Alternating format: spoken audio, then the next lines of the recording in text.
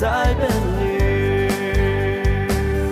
a liu mà lông diu ba la piu lu ki và du thon diu mà xoang giòn kê chân uy diu ra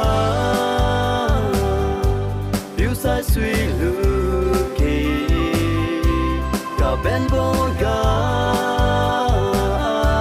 liu ta băng kê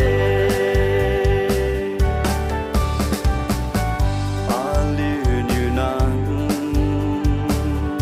mà ninh cầm ra ngã cứ lưng xề như cứ khai lầu ngã cứ lưng xề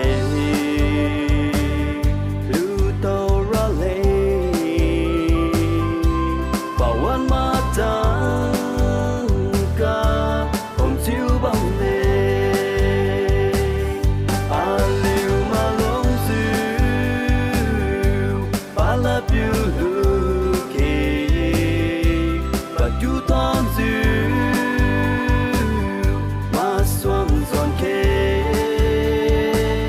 chân uy diu ra piu sai suy lu ki cả bên vô